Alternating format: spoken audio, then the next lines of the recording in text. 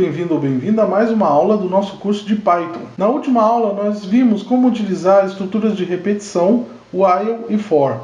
E nessa aula nós não vamos avançar muito no conteúdo e eu vou explicar o motivo. Para a maior parte dos programadores iniciantes, aprender todas essas rotinas de repetição, de decisão, tuplas, listas, dicionários, pode ser um pouquinho traumatizante porque é realmente muita informação para ser assimilada em um curto espaço de tempo. Se você estiver com algumas dúvidas, esse é o momento para a gente parar um pouquinho e treinar o funcionamento de cada uma dessas estruturas. Então hoje eu vou junto com vocês resolver alguns exercícios e eu vou deixar alguns outros exercícios para vocês resolverem sozinhos. É óbvio que a resolução desses exercícios não é obrigatória, mas se vocês estão com alguma dificuldade nesse momento, eu peço encarecidamente que vocês resolvam, que treinem bastante e que qualquer dúvida que vocês tiverem, deixem aí nos comentários que eu vou, à medida do possível, respondendo e ajudando cada um de vocês. Esses comandos que nós aprendemos até agora são os comandos mais básicos. Eles são um alicerce de coisas maiores que nós vamos passar a fazer a partir desse momento. Então é fundamental que você domine tudo isso. Mas não se preocupem, porque os conceitos a partir de agora tendem a ser um pouquinho mais fácil de ser assimilados. Então vamos lá. Eu já estou aqui no meu Atom.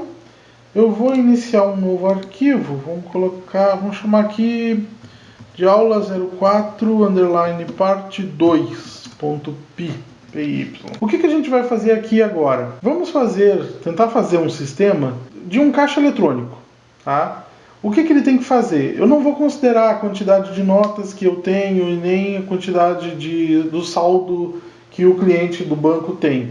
Mas o que o sistema tem que fazer, o que o caixa eletrônico tem que fazer, é, dado um determinado valor que o cliente vai digitar, contar a quantidade de notas referente àquele valor. Nós temos notas de 100, de 50, de 20 e de 10 no nosso caixa eletrônico. Então ele vai contar a quantidade de notas que deve entregar para o cliente e efetivamente entregar essas notas para o cliente. Ou seja, a nossa entrada de dados vai consistir no valor que o cliente quer sacar da conta dele, o processamento vai ser a contagem das notas e a saída de dados vai ser mostrar para o usuário todas as notas que ele vai sacar, tantas notas de 100, tantas de 50, tantas de 20 e tantas de 10. E se o valor não for possível sacar o valor utilizando essas notas, ele tem que mostrar também uma mensagem para o usuário dizendo que o saque foi impossível. Então vamos começar aqui o nosso código.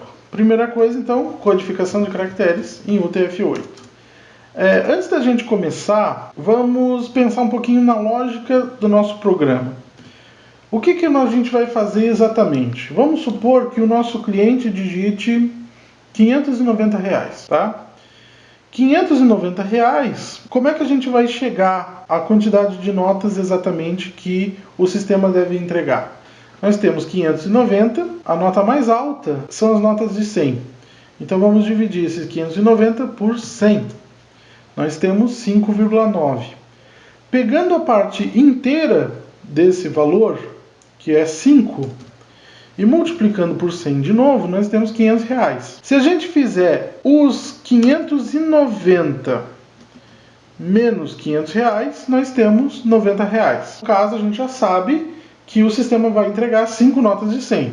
E nós vamos passar para a próxima nota disponível, que é a nota de 50. Então, dividindo 90 por 50, eu tenho 1,8. 1 é a minha parte inteira, ou seja, além das 5 notas de 100, o sistema vai entregar uma nota de 50 para o usuário, certo? Tirando então a minha parte inteira, eu vou ter o quê? Vou ter R$40 que sobram. Por quê? Porque o meu cliente ele já está recebendo 5 notas de 100, então são 500, e mais uma nota de 50, R$550. R$550 menos 590 daria R$40. Então, desses R$40 que sobram, nós vamos passar para a próxima nota. A minha próxima nota tem um valor de R$20.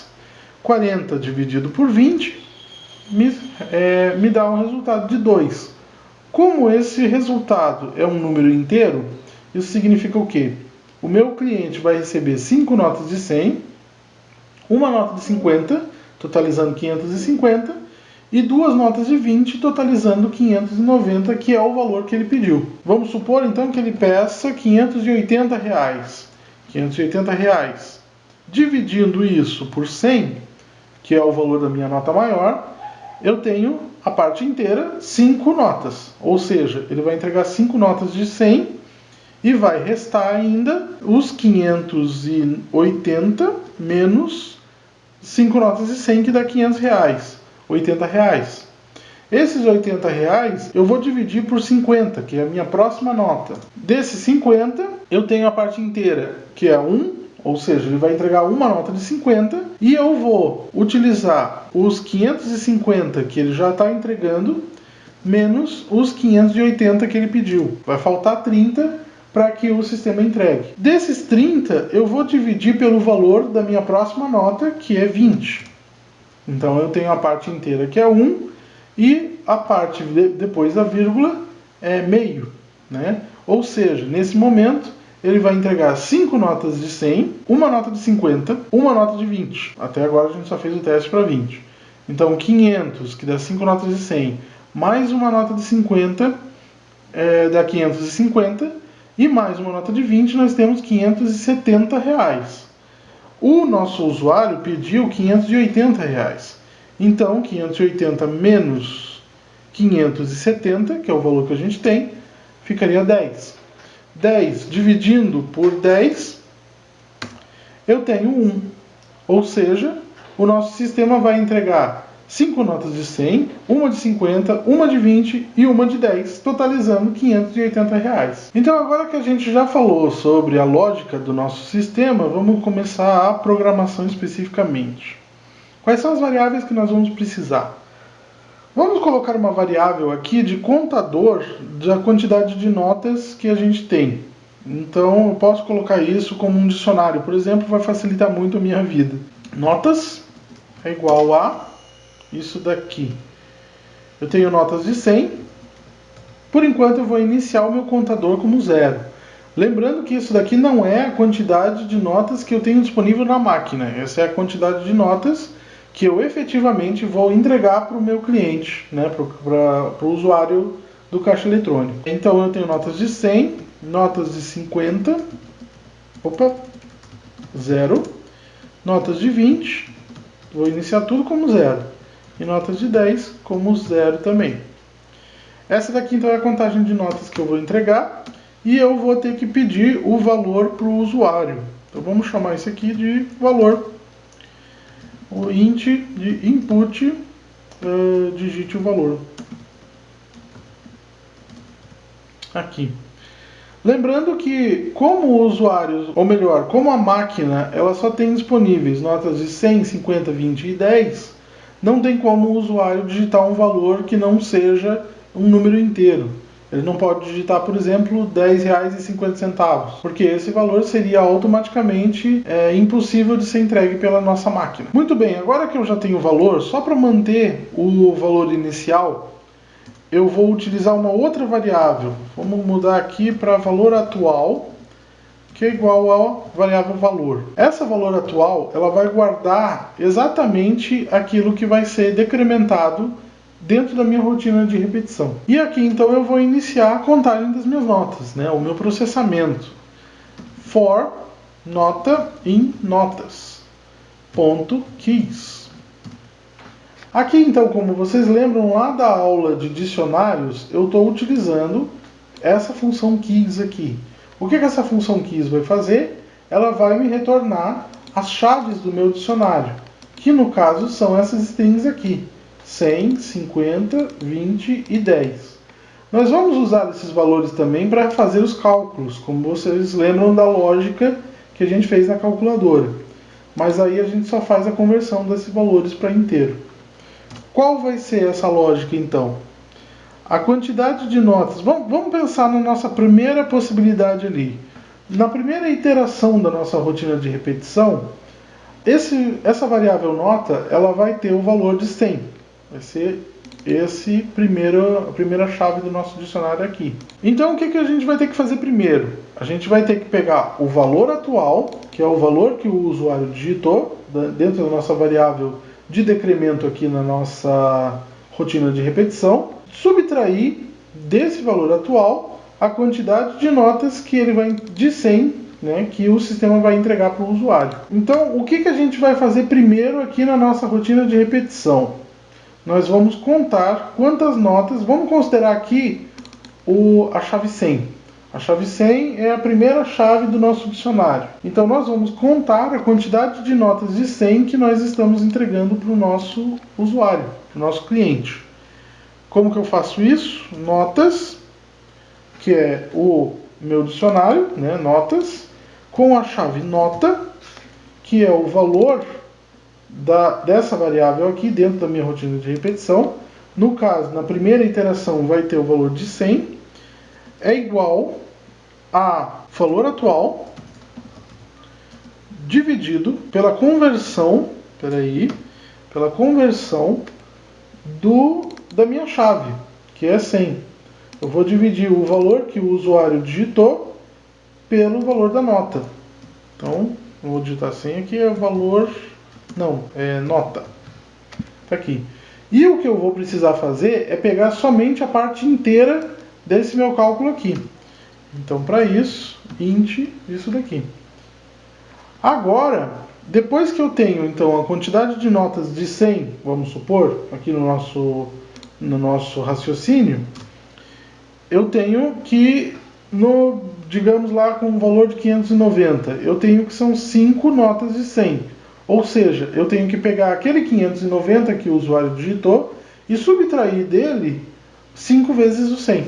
Valor atual menos igual, que eu estou decrementando da minha variável, né, valor atual, notas de nota vezes int de nota. É a quantidade de notas de 100, por exemplo, vezes o valor inteiro, convertido para inteiro, da minha nota.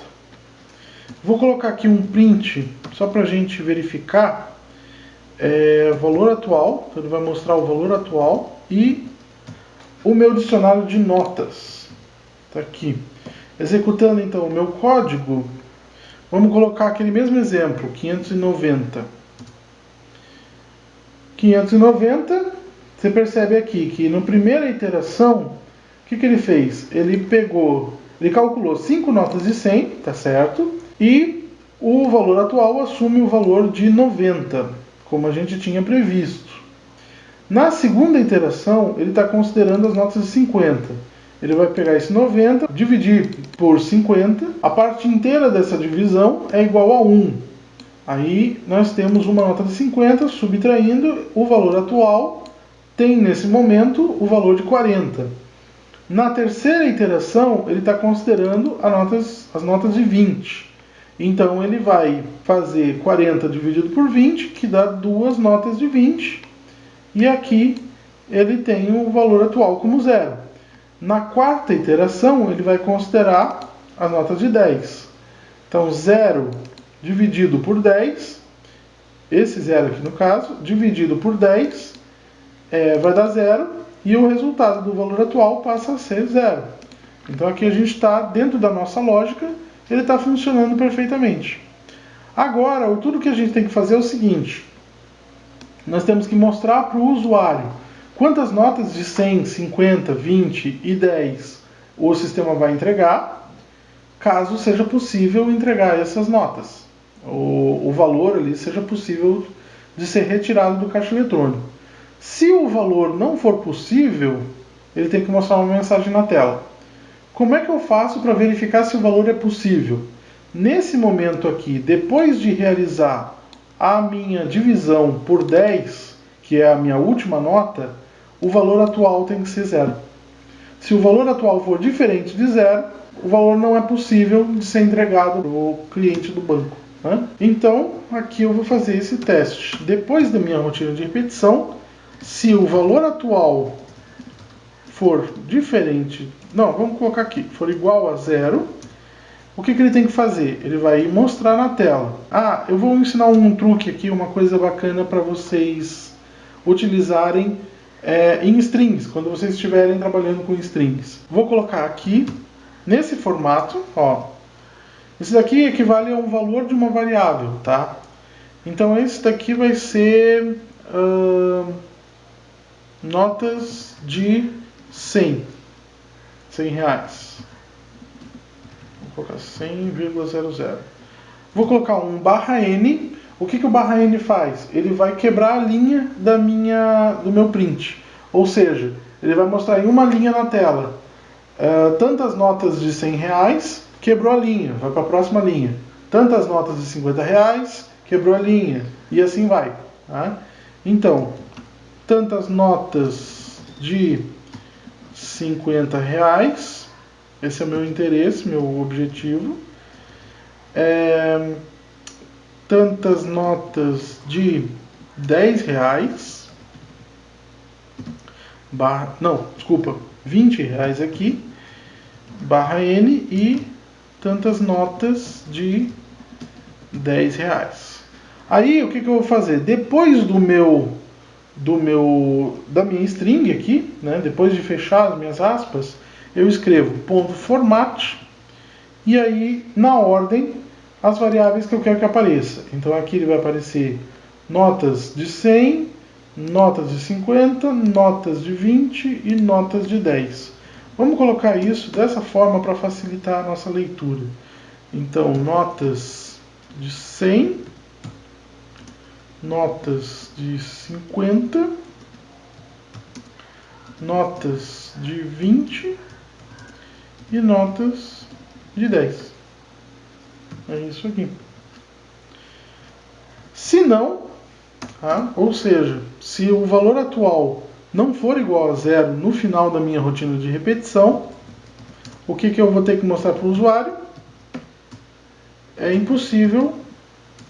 Não, vamos colocar assim, o valor para saque solicitado é inválido. Inválido. Não, tente novamente não, porque a gente não está numa rotina de repetição. Aqui a gente está fora de uma rotina de repetição. Vamos testar então nosso código. Salvei aqui o meu arquivo. Testando. Digitar o valor então de 590. 5 notas de 100, uma notas de 50, 2 notas de 20 e 0 notas de 10. A gente poderia ainda melhorar aqui para que, caso o valor seja 1, né, ele mostre a palavra em singular ao invés de plural e tal. Mas aqui já dá para vocês terem uma boa ideia de como é que funciona o nosso sistema, né? Testando novamente, sei lá, vamos mudar para R$375. O valor solicitado é inválido. Por quê? Porque ele não é um múltiplo de 10. Ele não tem como, com essa quantidade de notas, 100, 50, 20 e 10, entregar R$375 para uma pessoa. Se eu mudasse para R$370, seriam 3 notas de 100, uma de 50 e uma de 20. Muito bem. Está funcionando muito bem. Então aqui a gente já fez um sistema para contagem de notas de um caixa eletrônico. Se vocês quiserem incrementar esse sistema, uma ideia seria, por exemplo, verificar o saldo do usuário, como a gente falou lá no início da aula. Outra ideia seria verificar se essas notas estão disponíveis na máquina e, caso elas não estejam disponíveis, poderia, por exemplo, ter um processamento para verificar se é possível entregar o valor para o usuário com as notas que nós temos disponíveis na máquina. Enfim, a imaginação corre solta aí, vocês podem incrementar da forma que vocês quiserem. Vamos fazer então mais um exercício aqui. Deixa eu criar um novo arquivo. Vamos pegar aqui aula 04, parte 2, underline 1.py. O nome está ficando comprido. A codificação de caracteres do TF8, isso daqui é padrão para todos os nossos sistemas, né? Nossos códigos. Muito bem, o que o nosso sistema vai fazer agora? Vamos pensar num sistema que rodaria em uma urna eletrônica. Aqui a gente vai ter, por exemplo, 3 candidatos. Tá?